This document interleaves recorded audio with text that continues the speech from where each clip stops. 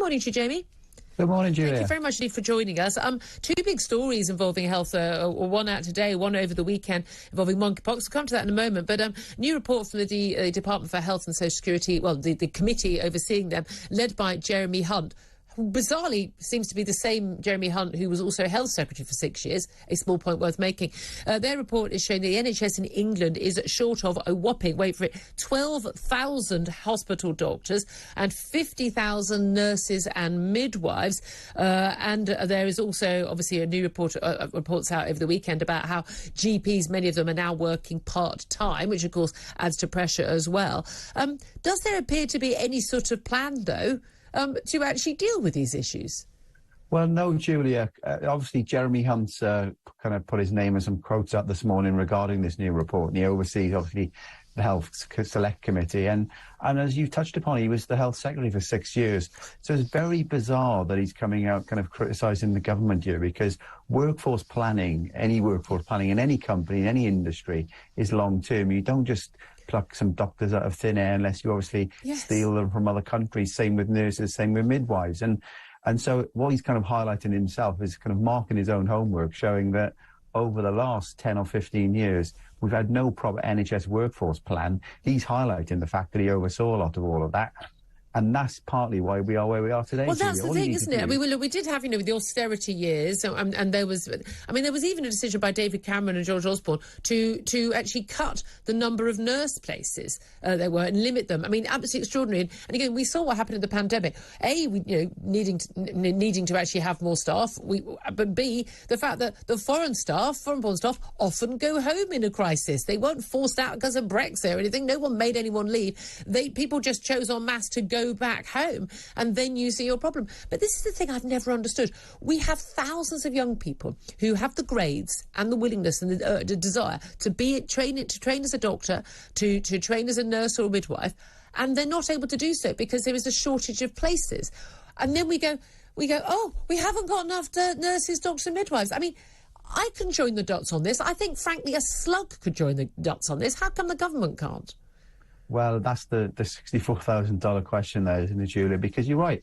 They also made it more difficult over the last 20 years to become a nurse, because if you go back 20 years ago, you didn't require, say, a degree, but you do require a degree. Now, some people would argue that's because they're doing some more fit tasks that perhaps they weren't doing 20 years ago. But a proper workforce plan, all you need to do is look at the population size, look at the morbidities within the country, and work out how many people you're going to need in the future. That's what's not happening in the country. And that's the sort of thing you do at the Office for National Statistics. I mean, you're looking at these numbers. We are getting older as a nation. That's a good thing. But it means we need more healthcare. You know perfectly well, between the ages of being born and getting your jabs in your primary school years and basically certainly until a woman has a baby or until your 50s, you barely go to the GP at all.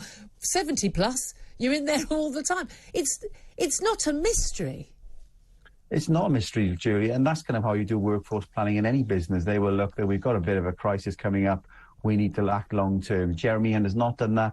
He talked about getting enough people in 2015 to try and get more doctors in. Yeah. But what we've seen over the last few years, Julia, is the number of doctors leaving is about similar to the number of doctors coming in. So we're not getting that net increase to try and look after the health of the nation. And also that pay deal under Blair, which, my mum was a GP at the time when we saw it. You basically got paid more for doing fewer hours. The average GP now on 100 grand a year have got no issue with that. They're very highly talented, highly skilled, highly trained people. I think they should be earning good money. But now working part-time. A huge number of them now working part-time and saying, you can't work full-time. Well, I'm sorry, but if you're going to do a job like that, you need to work full-time.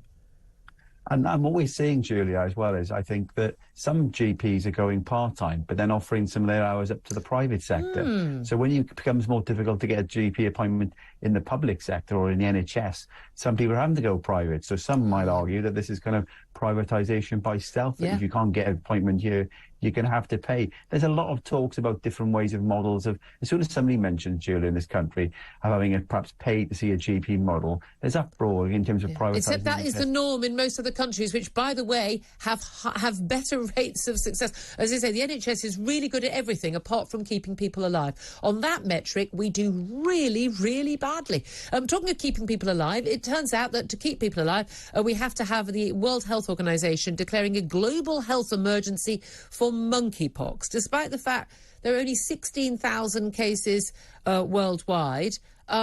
And I don't think we've seen any deaths in Europe yet or anything. I mean, and unlikely to do so. And we already have a vaccine for it. Why is this a global health emergency?